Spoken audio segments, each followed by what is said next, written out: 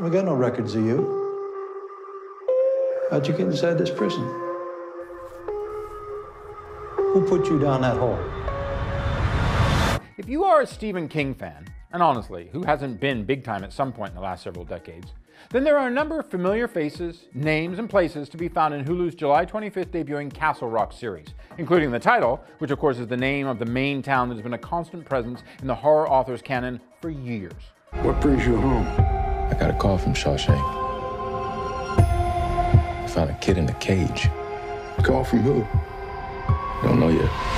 More inspired by King's work than adapted for it, the J.J. Abrams executive-produced Andre Holland-led Castle Rock has not just the town itself in it, but Shawshank Prison, Sissy Spacek, who was obviously in the original Carrie in 1976, and now retired Sheriff Alan Pangborn, played by Scott Glenn here, and Ed Harris, if you remember, in the 1993 big-screen adaptation of Needful Things, among others, as Comic-Con attendees will get a taste of when the first episode is previewed just after noon today at the San Diego Confab.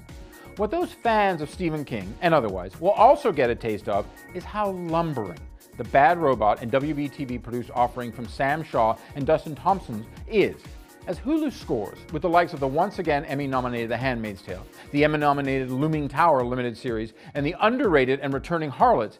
Castle Rock's King's mixtape of Holland's death row attorney who has come home to his adopted mother, portrayed by Spacek, and the case of the Bill Skarsgård played The Kid, who is housed in a cage in the bowels of Shawshank, it's just too damn slow.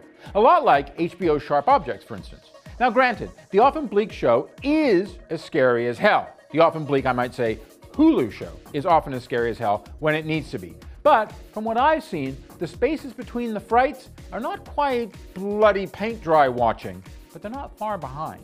People say, Lonesome town, every inch of this town where the broken heart stays, is stained with someone's sin.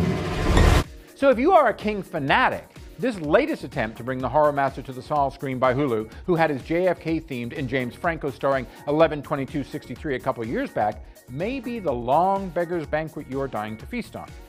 However, for the more casual Kinger, or even newly interested party, well, bring a lunch or snacks, because you're going to need them, because you're going to be here for a while with Castle Rock, if you can hang on that long.